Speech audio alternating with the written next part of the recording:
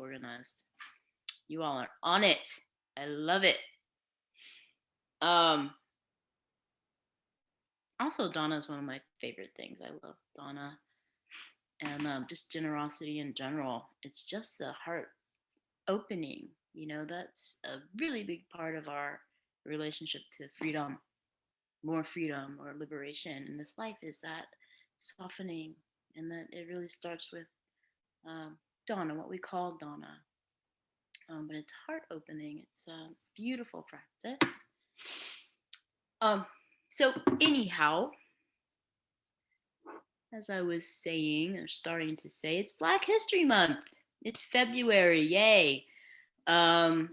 So it started yesterday, Black History Month, and so I thought I would just honor that this evening. Black History Month is it's a tradition in this country. It's also in other countries and maybe in different months, but it's a tradition in this country um, that is paying tribute to generations of Black people or African Americans or folks of African descent who live in this country,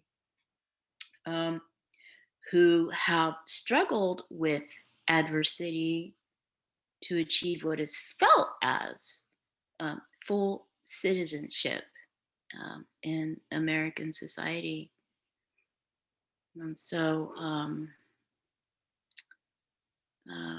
full rights, full equality. And I think that folks in our alphabet family can probably relate to those desires, that desire. And so I didn't know this. I didn't know there were themes, but I was looking up today. And so the theme for 2021 for Black History Month is Black family, representation, identity, and diversity. And I just think it's so fitting, especially as we are witnessing what's happening in our new current administration. And there's a lot of transformation amidst the madness. And so I just wanted to honor that and acknowledge that hopefulness. It made me think about, I started thinking about that when I was thinking about this theme, Black family, it made me start thinking about my family. A while back, I was doing some genealogy research with my dad, my father, before he passed away. He's passed now. But I happened upon some records of, my great grandfather, my dad's grandfather, was probably my oldest living relative that I was able to spend time with. We called him Grandpa Papa because he was my dad's grandpa. So my sisters and I called him Grandpa Papa. And his mother, so now my great grandmother on my father's side, who was African American, was a freed slave. And she was one of the first Black women to own land in this country. And so I happened to be able, I found a record of the farm, the little piece of land that she had, and I was able to find it on Google Earth.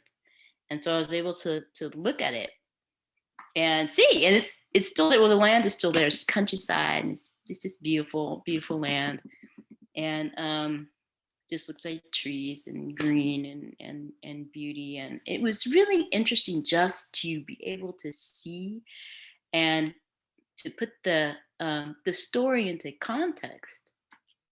And And there's so many stories, so many stories of struggle, so many stories of freedom, and not just in Black history, but in all history, in our familial history. I have Native American ancestry, so many stories, so many struggles. I have European ancestry, um, our alphabet family, um,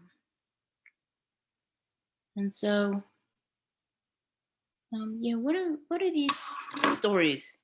What do struggles of African Americans or Black people have to do with you? Have to do with me? Have to do with anybody? And all of our stories, no matter who we are, uh, intersect in one place, many places, but certainly um, in one place, and that's in the struggle for freedom, toward freedom, toward liberation.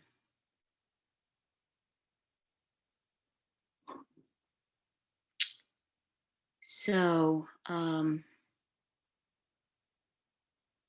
so much going on in our world as usual, and we're experiencing a kind of intensity in this life.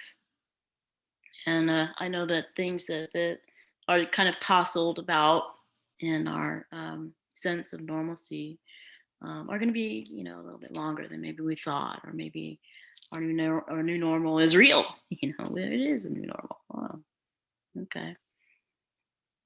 But there is transformation. We are composting. Um, we see all kinds of firsts and milestones with this new administration. Kamala Harris is one that many folks are proud of. We just had MLK Day a couple weeks ago, and I think it's also important to reflect on Dr. King's teachings and leadership in these times, especially in the wake of some of the eruptions, some of the violence that we've been witness to um, recently in this country. So, in honor of things going right, um, folks doing the right thing for a change, it seems maybe things are beginning to roll in a different direction. In honor of that, um, I thought I would talk about Sila, virtue, and morality. This is just ethics. It's just right conduct. Um, and on the Dharma wheel, it's the section that is right speech, that is right action, that is right livelihood. It's how we act. It's how we treat each other. It's how we treat ourselves and each other. Morality, virtue, how we hold the world. And so this is just really related to how we move about in the world, how we care for ourselves and others. Very simple. Caring for one another. Wow, what a concept. Caring for the world. So, what naturally follows um, is this kind of relating virtue, morality. We honor everyone's human story, everyone's right to full expression, to full embodiment, to full citizenship in our society. And so the Buddha taught about suffering. We all know that, dukkha. He also taught about liberation from that dukkha, liberation from that suffering. And so how does living ethically help us to that end? What does it matter? Um,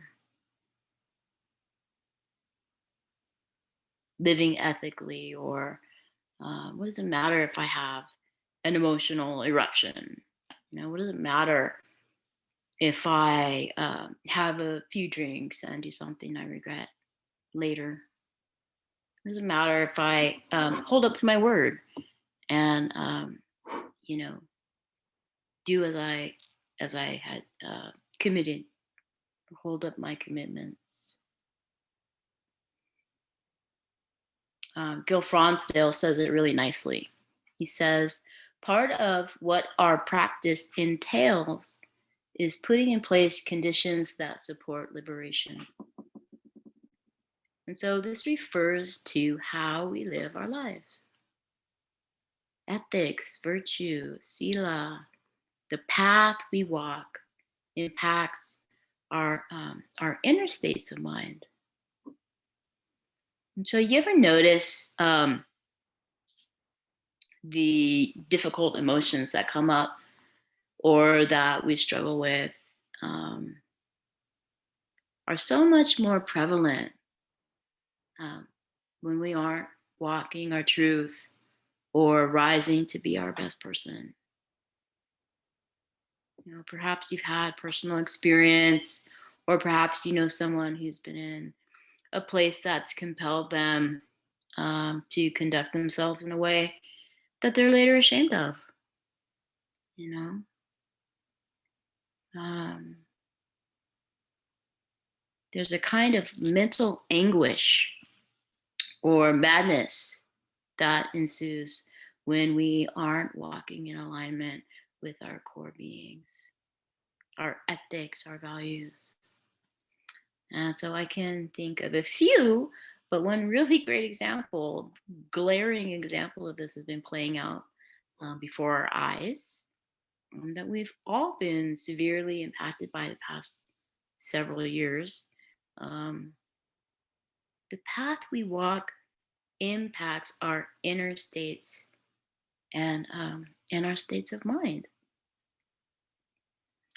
Um, Sometimes I mention interpersonal biology because we are chemical beings and we are constantly impacting one another and how we unfold as a human family.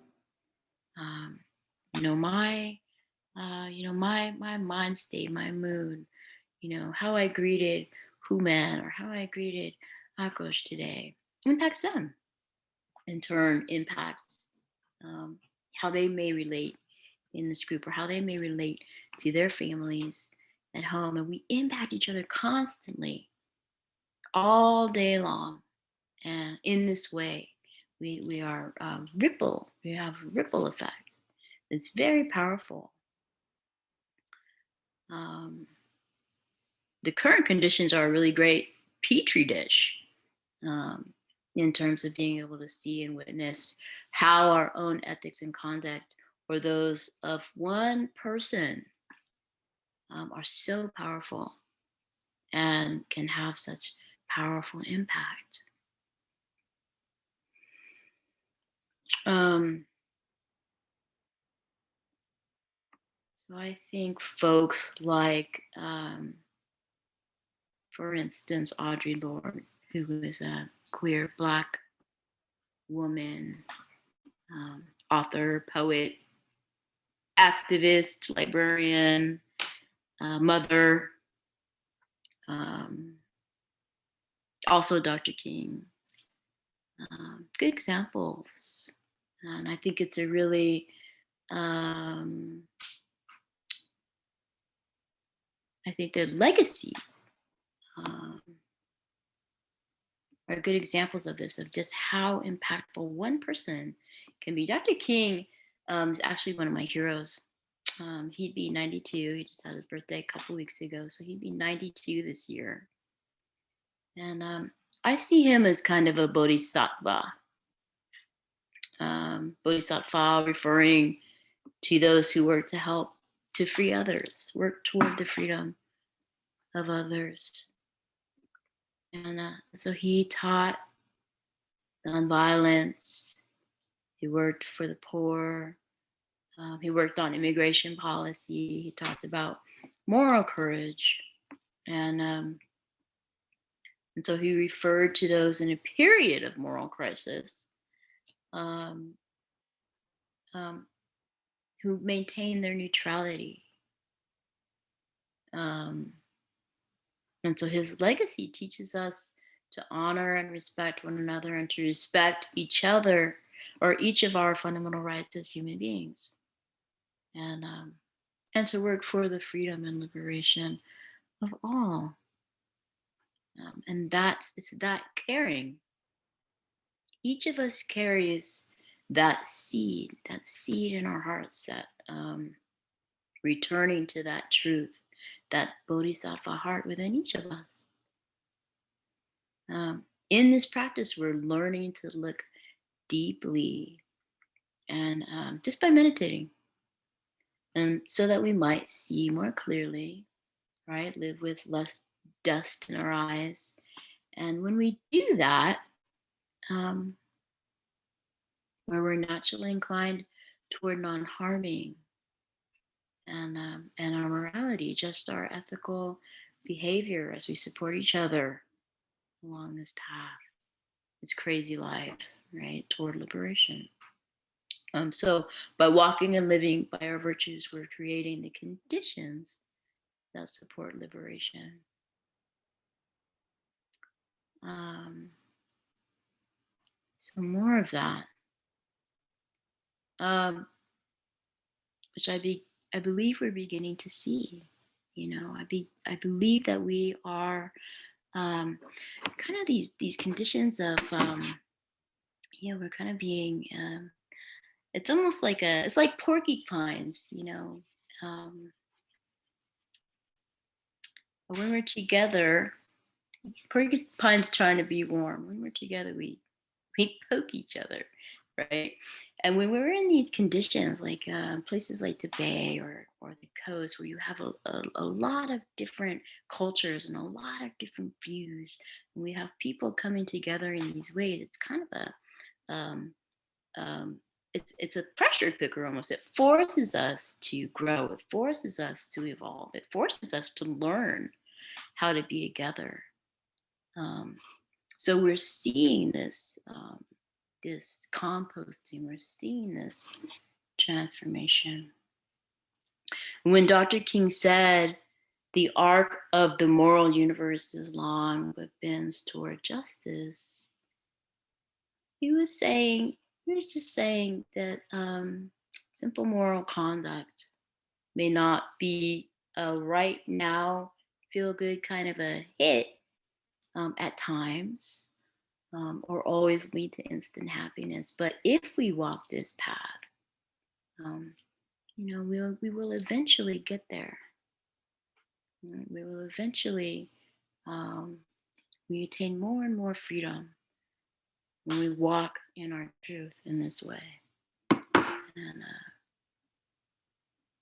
I just kind of want to bring those people to your attention today, folks like Dr. King or Audre Lorde, um, who was also just a mountain.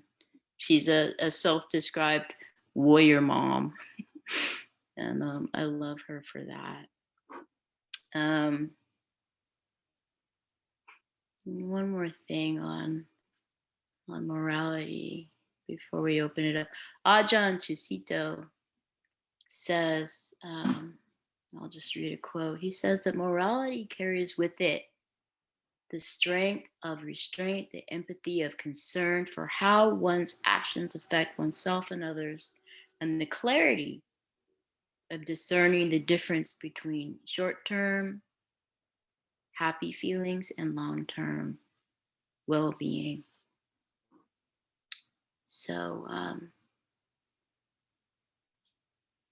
just hoping that we as a human family um, are turning a leaf. And I just kind of wanted to honor this time um, of things really looking up, and my heart is feeling lighter, and I'm wishing the same for each of you in these just incredibly intense, amazing, maddening, um, beautiful um, times. And so we have actually several minutes. We've got, but we can spend 10 minutes or so, and we'll open it up. I'm going to stop there. And so, if there's anything that you'd like to say or share, anything that you'd like to share about your practice, anything that you'd like to share